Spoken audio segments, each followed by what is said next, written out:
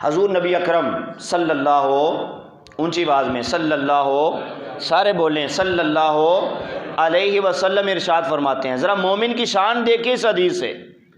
नबी अकरम सल्लल्लाहु अलैहि वसल्लम फरमाते हैं आजाबन लि अम्रिल मुमिन, सुबहान अल्लाह। प्यारे आका सल्लल्लाहु अलैहि वसल्लम फरमाते हैं कि मैं अल्लाह का बरगुज़ीदा नबी होकर ये ऐलान करता हूँ कि मोमिन का मुकद्दर मुझे भी बड़ा पसंद है। मोमिन का मुकद्दर मुझे, बोले मोमिन का मुकद्दर, हजूर फरमाते हैं मोमिन के मुकद्दर पर मैं अल्लाह का नबी होकर इस पर रशक करता हूँ कि मोमिन का मुकद्दर ही अल्लाह ने ऐसा खूबसूरत और कमाल बनाया है कि इन्ना अमरहु कुल्लहु लहु खैर। हजूर सल्लल्लाहु अलैहि वसल्लम इरशाद फरमाते हैं कि मोमिन का मुकद्दर मुझे इसलिए पसंद है कि इसका हर मामला और हर काम उसमें अल्लाह ने कोई ना कोई इसके लिए बेहतरी रखी है। और ये खूबी लैसा ज़ाका लि अहादिन इल्ला लिल मुमिन, हजूर सल्लल्लाहु अलैहि वसल्लम फरमाते हैं सारी मखलूक़ात में से ये मुकद्दर अल्लाह ने मोमिन के अलावा किसी को नहीं दिया। ज़रा बोलें सुबहान अल्लाह। ये मुकद्दर, जिस मुकद्दर पर, जिसके मुकद्दर पर अल्लाह का नबी रश्क फरमाए, अल्लाह के नबी सल्लल्लाहु अलैहि वसल्लम फरमाते हैं वो लैसा ज़ाका लि अहादिन इल्ला लिल मुमिन, ये खूबी पूरी कायनात में मोमिन के अलावा किसी और को हासिल, ये सिर्फ मोमिन का खासा है। ये सिर्फ, या रसूलल्लाह बात समझ नहीं आई को मज़ीद इसकी वजाहत कीजिए। तो फरमाया उसकी वजाहत यह है कि मोमिन की शान ये है इन असाबतहु सर्रा शकरा फ़कान खैरुल्लाह, अगर इसे कोई खुशी पहुंचती है, कोई राहत पहुंचती है, इसे सेहत पहुंचती है, इसे कोई ऐसा अमल और काम जो इसकी मर्जी के मुताबिक होता है, जब वो काम अल्लाह इसकी मर्जी के मुताबिक कर देता है, खुश होता है और खुश होने के बाद वो अपनी तारीफ करने के बजाय शाकारा, वो अपने रब का शुक्र करता है, वो अपने रब का शुक्र अदा करता है। तो हजूर अलैहिस्सलाम फरमाते हैं फ़कान खैरुल्लाह, ये अच्छाई भी और शुक्र भी मोमिन के लिए नेकी बन जाता है, ये भी एक इबादत बन जाता है। हजूर नबी अकरम सल्लल्लाहु अलैहि वसल्लम फरमाते हैं, ये बड़ी खूबसूरत हदीस है और इसको अपने पल्ले बांध लीजिए। प्यारे आका सल्लल्लाहु अलैहि वसल्लम इरशाद फरमाते हैं अगर कोई मोमिन खुशी में अपने रब को याद रखता है, गमी में तो बंदा अपने रब को याद कर लेता है और तकलीफ में, बीमारी में, परेशानी में तो उसको उसका रब याद आ ही जाता है। और मैं समझता हूँ ये फिर भी उसका करम है कि जब बंदा भूल बैठता है अपने रब को, तो रब अपना आप याद करवाने के लिए बंदे को किसी न किसी तकलीफ में मुब्तला करता है कि वैसे तो याद करता नहीं, चलो इस बहाने अपने रब को तो याद कर लेगा ना, वैसे तो ये भूला बैठा है, अपने रब का जिक्र कर लेगा। तो ये भी उसका करम है, वगरना उसका कोई जिक्र ना करे तो उसका क्या नुकसान है। कुछ सारी मखलूक मिलकर उसका हर वक्त जिक्र करे, उसका क्या फ़ायदा है। फ़ायदा भी अपना है, नुकसान भी अपना है। तो हजूर सल्लल्लाहु अलैहि वसल्लम फरमाते हैं जो बंदा खुशी में अपने रब को याद रखता है,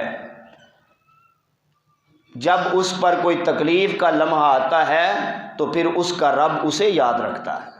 सुबहान अल्लाह। ये हदीस ज़रा ज़ुबानी याद कर लीजिए, बड़ी मज़े की हदीस है। क्योंकि खुशी जब बंदे को मिलती है ना, तो फिर वो खुशी में इतना गर्क हो जाता है, इतना डूब जाता है, तो वो खुशी उसे याद रहती है, खुशी देने वाले को अक्सर भूल जाता है। तो इसलिए हजूर ने इरशाद फरमाया जब कोई बंदा बंदा होकर उसका रब उसे कोई नेमत दे, उसे तोहफा दे, कोई इनाम दे, उसको माल दे, उसको औलाद दे, उसकी मर्जी के मुताबिक कोई काम कर दे, जब उसे खुशी पहुंचती है तो वो खुशी के बाद अपनी तारीफ करने की बजाय शाकारा, वो अपने रब की तारीफ करता है। तो हजूर फरमाते हैं फ़कान खैरुल्लाह, उसका खुशी, उसको मिलना और उस पर शुक्र अदा करना उसके लिए इबादत बन जाता है, उसके लिए अजर बन जाता है। जैसे नमाज इबादत है, अगर कोई बंदा हलाल रिज़्क़ कमा रहा है तो वो भी उसके लिए इबादत है। अगर कोई बंदा अपने घर में अपने बीवी बच्चों के साथ टाइम गुजार रहा है तो इस्लाम इसे भी इबादत करार देता है। अगर कोई वालिदैन की ज़ियारत करता है, इस्लाम इसे भी इबादत करार देता है। अगर कोई अपने बहन भाइयों को उनके साथ माल और कोई गम को चीज़ शेयर करता है, अल्लाह उसे भी इबादत का अजर व सवाब देता है। तो फरमाया, इसलिए हजूर फरमाते हैं आजबन लि अम्रिल मोमिन, मुझे तो मोमिन का मुकद्दर ही बड़ा पसंद है। क्या कमाल का मुकद्दर उसके रब ने उसका बना दिया है। हजूर फरमाते हैं अगर कोई बंदा खुशी में अपने रब को याद रखता है, अगर कोई बंदा खुशी में अपने, जब हज़रत सुलेमान अलैहिस्सलाम के सामने तख्ते बिल्कीस आया ना, तो उसको देखकर आपने ये नहीं कहा कि ये मेरी शान है या लाने वाले आसिफ तेरी शान है। फरमाया नहीं नहीं, हाजा मिन फदली रब्बी, ये मेरे रब की शान है, ये मेरे रब के फजल से हुआ है, यही नबियों का खासा है। और खुशी में अपने रब को याद रखना ये कोई आसान काम नहीं, क्योंकि ये नबियों का खासा है। लेकिन जो बंदा खुशी में अपने रब को याद रखता है, हजूर फरमाते हैं जब उस पर कोई गम और तकलीफ बीमारी आती है, वो अपने रब को याद करे या ना करे, रब उसे याद करता है, रब उसे भूलता नहीं है। खुशी में याद करने वाले को रब कभी भूलता नहीं है। तो फरमाया मोमिन का मुकद्दर इसलिए मुझे बड़ा पसंद है कि अगर इसे खुशी पहुंचे तो शुक्र करता है। व इन असाबतहु दर्रा, अगर इसे कोई तकलीफ पहुंचे, इसे कोई गम पहुंचे, इसे कोई बीमारी पहुंचे, इसे वो काम जो ये चाहता है मेरे लिए बेहतर है वो ना हो, इसको कोई थोड़ी सी परेशानी और गमी पहुंचती है, तो फिर ये क्या करता है, हजूर फरमाते हैं साबरा, फिर वो सब्र कर लेता है, फिर वो फ़कान खैरुल्लाह। मोमिन का मुकद्दर मुझे इसलिए पसंद है कि इसे नेमत नहीं भी मिली, अल्लाह ने इसे तकलीफ दी, इसने फिर सब्र किया और रब ने उस पर भी इस बंदे को अजर अता कर दिया। और किसी बंदे की दो ही हालतें होती हैं, या तो वो खुश होता है या वो गमगीन होता है, तीसरी कोई हालत नहीं होती किसी भी इंसान की।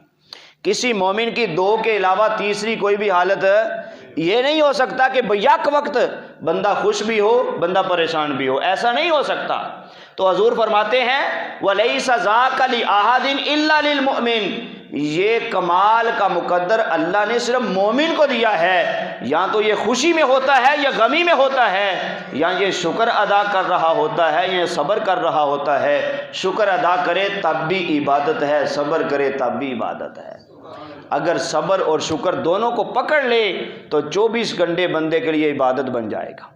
वो सोया हुआ है, वो जब जाग रहा था वो शाकिर था या साबिर था, वो जागते हुए शुक्र कर रहा था, वो सोया शुक्र नहीं कर पाया, लेकिन चूंकि जागते हुए शुक्र कर रहा था, अल्लाह ताला उसके सोने के बाद भी उसको शुक्र का सवाब अता फरमाता रहेगा, उसको अजर अता फरमाता रहेगा।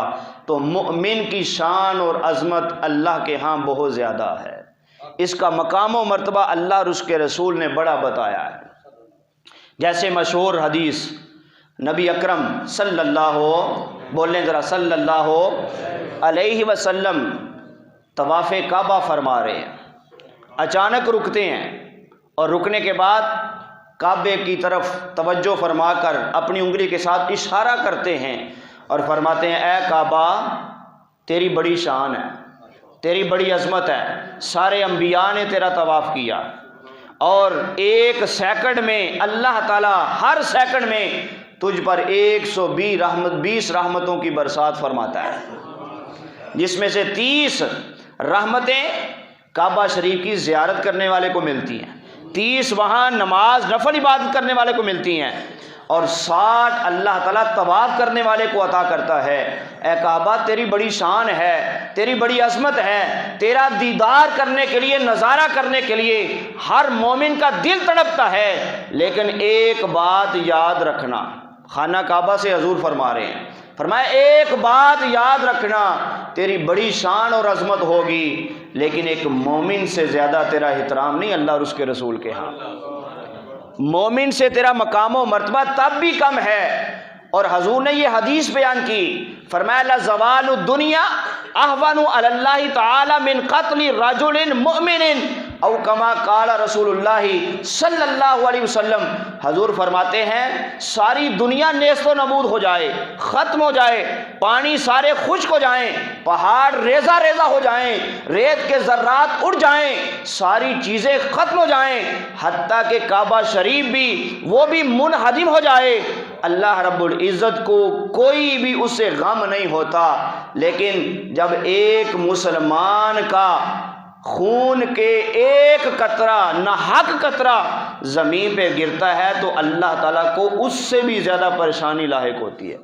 सारी दुनिया ख़त्म हो जाए, अल्लाह को कोई परवाह नहीं है। हजूर फरमाते हैं ला ज़वाल दुनिया अहवन अल्लाह ताला।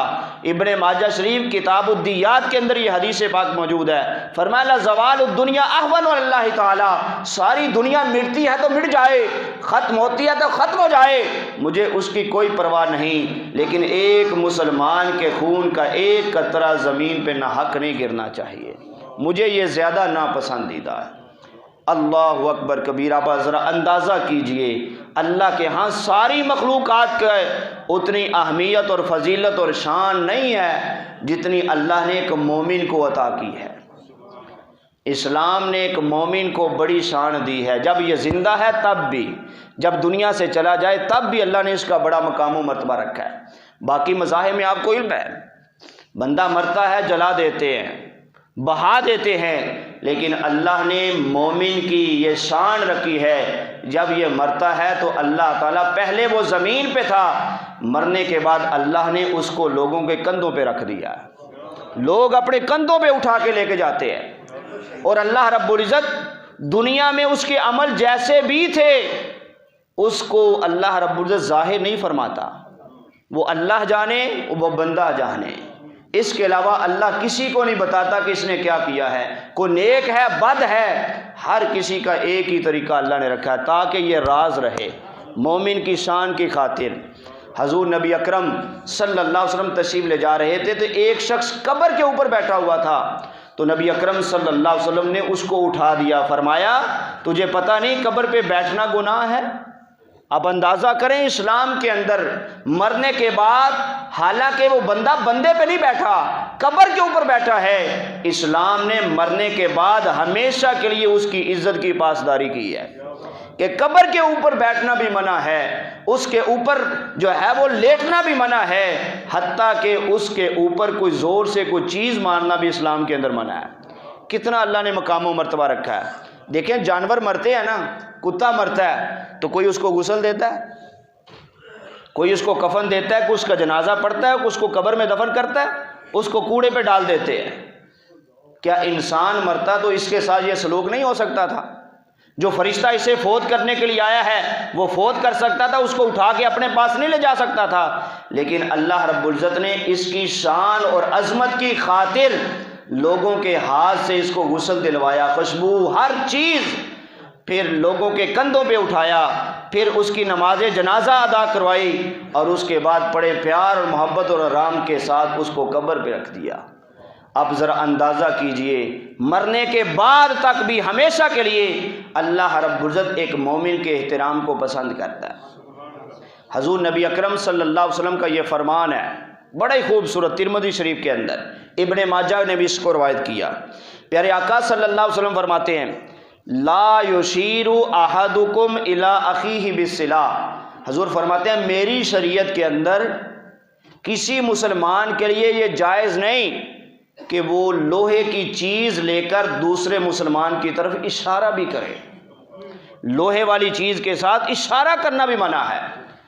एक सहाबी मदीना शरीफ के बाज़ार में नेज़ा लेकर चल रहे थे, प्यारे आका सल्लल्लाहु अलैहि वसल्लम ने उनको बुलाया और बुला के कहा ये नेज़े को तुम जो है वो किस तरह ले जा रहे हो, इसका एक हिस्सा ऊपर करो और एक नीचे करो, इस तरह हाथ से पकड़ो लेके जाओ, इस तरह जब तुम इस तरह लेके जाते हो तो ऐसे दो नुकसानात हो सकते हैं, एक तो किसी को लग सकता है और दूसरा नुकसान यह है लोहे का है, और मेरी शरीयत में किसी के सामने लोहे के साथ इशारा करना भी जायज़ नहीं है, ये भी मना है और ये शरई मसला है। अगर आप किसी को छुरी पकड़ाते हैं तो आप ऐसे नहीं पकड़ा सकते कि हथनी आपके हाथ में हो और लोहे की तरफ, लोहे वाली चीज़ आप उसकी तरफ कर दें, बल्कि उसका शरई तरीक़ाकार ये है कि आप उसको लकड़ी से पकड़ें और लोहे वाली चीज़ को नीचे करके इस तरह अपने भाई को पकड़ाएं। इस तरह दो फ़ायदे होंगे, एक तो लगने का ख़तरा नहीं होगा, दूसरा जो अल्लाह के रसूल ने फरमाया कि मुसलमान भाई की तरफ लोहे वाली चीज़ के साथ इशारा भी जायज़ नहीं है। आप अंदाज़ा कीजिए, जो इस्लाम इतने अमन व अमान और सुकून का दर्स देता है, वो कब चाहेगा कि किसी को गाली दी जाए, वो कब चाहेगा किसकी इज़्ज़त उछाली जाए, इस्लाम कब पसंद करेगा किसी का मजाक उड़ाया जाए, कब पसंद करेगा कि किसी की चुगली की जाए। ये सारी चीज़ें इस्लाम में इसलिए मना हैं कि ये अमन व अमान और सुकून को ख़राब करती है। और मोमिन का माना ही ये है जो मैंने शुरू में बताया कि मोमिन का लुग़वी और लफ्ज़ी माना ही ये है कि मोमिन कहते ही उसे हैं जो अपनी ज़ुबान और अपने हाथ से दूसरे को अमन दे, दूसरे को सुकून दे। और किसी को काफिर कहा जाए उसको बहुत बुरा लगता है, लेकिन वो दूसरों को अपनी ज़ुबान और हाथ से तकलीफ़ें देता रहे, फिर भी वो चाहता है मुझे मोमिन कहा जाए। कहेंगे लोग मोमिन, कहलवाएगा तो मोमिन, लेकिन मोमिन का जो लुग़वी और असल माना है वो भी तू समझ नहीं सका, उस पर भी तो अमल नहीं कर सका, बाकी अमाल तो बड़ी दूर की बात है। अल्लाह तबारक व तआला से दुआ है कि अल्लाह रब्बुल इज़्ज़त ने जो सुनने सुनाने की तौफीक दी है, इस सबक और दरस को याद रखने की तौफीक अज़ीम नसीब फरमाए और एक दूसरे की कदर करने की तौफीक नसीब फरमाए। मैं इन अल्फाज पर इक्तिफ़ा करता हूँ। अमा अलैया।